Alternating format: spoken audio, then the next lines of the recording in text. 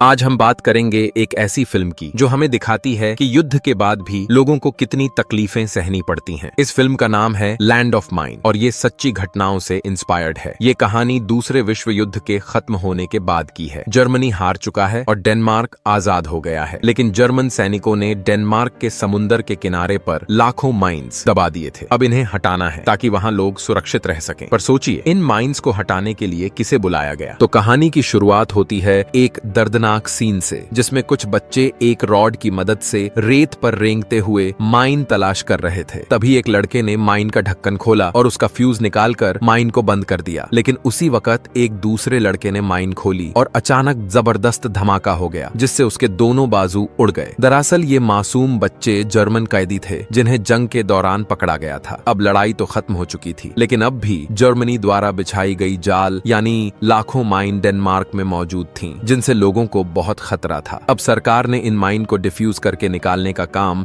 इन्हीं कैदी बच्चों को सौंप दिया। जल्द ही डेनमार्क के सैनिकों ने बच्चों की ट्रेनिंग की शुरुआत कर दी ताकि वे माइन तलाश करके उन्हें बंद करने के काबिल हो जाएं। थोड़ी देर समझाने के बाद प्रैक्टिस के लिए एक एक लड़के को माइन वाले कमरे में भेजा गया। सबसे पहले लड़के ने अंदर जाकर बहुत एहतियात से माइन का ढक्कन खोला और फ्यूज निकालकर माइन बंद कर दी। लेकिन जब दूसरा लड़का अंदर गया तो डर के कारण उसका पूरा शरीर कांपने लगा, पर फिर भी वह हिम्मत दिखाते हुए माइन बंद करने में कामयाब हो गया। लेकिन उसके बाद जो लड़का गया वह माइन को बंद करने में नाकाम रहा और वहीं मौके पर उसकी जान चली गई। इससे बच्चों के दिल में खौफ बैठ गया, क्योंकि कोई भी माइन कभी भी उनकी जिंदगी खत्म कर सकती थी। खैर, कुछ दिन की ट्रेनिंग के बाद 11 लड़कों को डेनमार्क के पश्चिमी समुद्र पर ले जाया गया, जहां सार्जेंट कार्ल उनका इंचार्ज था। कार्ल का दिल पत्थर जैसा था। उसके दिल में नाजियों के लिए गहरी नफरत भरी हुई थी। उसने देखा कि ये बच्चे महज 13-14 साल के हैं, पर कार्ल जैसे पत्थर दिल शख्स के लिए ये बच्चे सिर्फ माइन ढूंढने के औजार थे। फिर कार्ल ने बीच की ओर इशारा करते हुए कहा कि यहाँ 45,000 माइन तुम्हारे सिपाहियों ने दफन की हैं, जिन्हें अब तुम्हें निकालना है। उसने हुक्म दिया कि हर किसी को 1 घंटे में 6 माइन तलाश करके उन्हें बंद करना होगा, ताकि ज्यादा से ज्यादा 3 महीने बाद वे अपने घर लौट सकें। फौरन सभी बच्चे काम पर लग जाते हैं और रेत पर रेंगते हुए रॉड से धीरे धीरे माइन का पता लगाने लगते हैं। अर्नस्ट नाम के एक लड़के को एक माइन मिल गई और उसने अपनी ट्रेनिंग की मदद से उसे बहुत आसानी से डिफ्यूज कर दिया। इसी तरह उनका पहला दिन काफी अच्छा रहा, क्योंकि किसी की जान को कोई नुकसान नहीं हुआ। शाम को उन्होंने कपड़े के बैग में घास भरकर गड्ढे तैयार किए ताकि रात को चैन की नींद सो सकें। फिर रात को सब मिलकर ये सोचने लगे कि वे घर जाकर क्या क्या करेंगे, लेकिन उनमें से एक लड़के को यकीन नहीं था कि वे कभी घर लौट पाएंगे। इसके बाद हम देखते हैं कि उन बच्चों को खाना भी ठीक से नहीं दिया जा रहा था। रात होने पर कार्ल ने सभी लड़कों को एक लकड़ी के घर में बंद कर दिया और दरवाजे को लकड़ी के पट्टों से बंद करवा दिया ताकि बच्चे भाग न सकें। सुबह होते ही लड़के दोबारा काम पर जाने लगते हैं, पर आज वे कल से भी धीमे चल रहे थे, क्योंकि उन्हें खाने को कुछ नहीं मिला था। शाम को शुमन नाम का एक लड़का कार्ल के पास गया और उससे पूछा कि उन्हें खाना क्यों नहीं दिया जाता। कार्ल ने कहा कि उसे फर्क नहीं पड़ता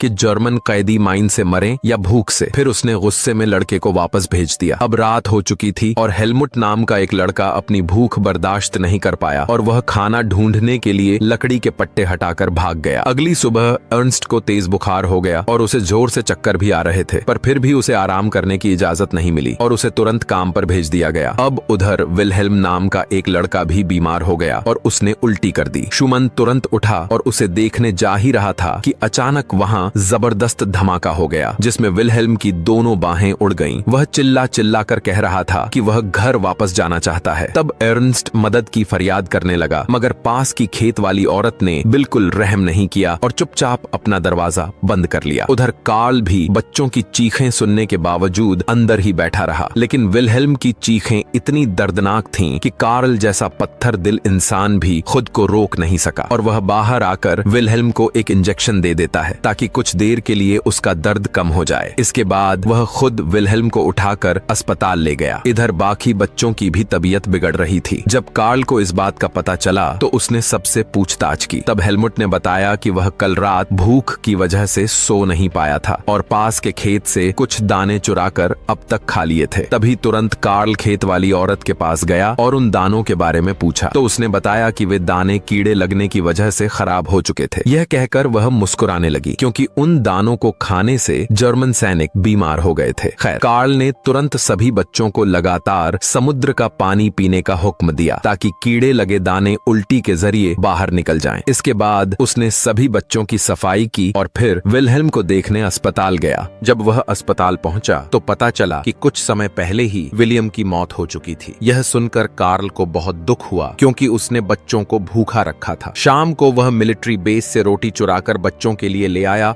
और दरवाजे पर रख दी। बच्चे बहुत भूखे थे, इसलिए जैसे ही उन्होंने खाना देखा वे उस पर टूट पड़े। कार्ल ने बच्चों को दिलासा दिया कि विलियम अब ठीक हो रहा है। बच्चे खुश हो गए, लेकिन अब हर बच्चे को 1 घंटे में 8 माइंस साफ करनी थी। बच्चे जानते थे कि यह उनकी सजा है क्योंकि वे दूसरों की गलतियों का परिणाम भुगत रहे हैं। वे शिकायत नहीं करते थे और काम में जुट गए। एक रात कुछ डेनमार्क के सैनिक नशे में बच्चों पर हमला करने आए। जब कुछ लड़कों ने बचाव किया तो सैनिकों ने बंदूक तानी। कार्ल वहां आया और कहा, अगर बच्चे मर गए तो माइंस कौन साफ करेगा? सैनिकों ने बच्चों को छोड़ दिया। अगले दिन स्कोम ने एक डबल माइन ढूंढी जो जानबूझकर रखी गई थी। उसने सबको सावधान किया, लेकिन किसी ने नहीं सुना। वर्नर माइंस निकालकर खुश था कि अचानक धमाका हो गया। अर्नेस्ट अपने भाई की तरफ भागा, लेकिन वह मर चुका था। कार्ल कुछ नहीं कर सका। अर्नेस्ट को भाई की मौत का गहरा दुख था। वह बार बार कहता रहा कि उसे भाई को वापस ढूंढना है। कार्ल ने उसे नींद की दवाई दी और सोचा कि यह एक मासूम बच्चा है, न कि कोई सैनिक। फिर कार्ल ने स्कोम को विलियम की मौत की खबर दी। स्कोम पहले से जानता था। सभी बच्चे घर जाना चाहते थे, लेकिन अब स्कोम को यकीन था कि वे शायद कभी नहीं जाएंगे। कार्ल ने उन्हें भरोसा दिया कि सब ठीक हो जाएगा। रात को कार्ल ने दरवाजा बंद नहीं किया और खुद रोटी लाने गया। अगले दिन बच्चों को आराम दिया गया और वे समुद्र किनारे फुटबॉल खेलने लगे। फिर अचानक जोरदार धमाका हुआ जिसमें कार्ल का कुत्ता मर गया, जबकि उस इलाके की सारी माइंस हटा दी गई थीं। कार्ल को लगा कि बच्चे झूठ बोल रहे हैं। उसने एक बच्चे को कुत्ते की तरह भौंकने की सजा दी और फिर सबको क्षेत्र की जांच के लिए भेजा। जब एक बच्चे ने इनकार किया तो कार्ल ने उसे थप्पड़ मारा। बच्चे मिलकर उस इलाके में गए ताकि बाकी माइंस ढूंढ सकें। वह बच्चा जो थप्पड़ खा चुका था थक कर भाग गया। स्कोम ने बाकी बच्चों को समझाया कि जैसे ही माइंस साफ होंगी उन्हें घर भेज दिया जाएगा। अगले दिन एक महिला रोते हुए आई और मदद मांगी कि उसकी बेटी माइंस वाले क्षेत्र में चली गई है। बच्चे तुरंत मदद के लिए भागे। अर्नेस्ट माइंस वाले क्षेत्र में गया, लड़की को उठाया और स्कोम को दिया। फिर वह वहीं खड़ा रहा। जब उसे बुलाया गया तो वह मुस्कुराते हुए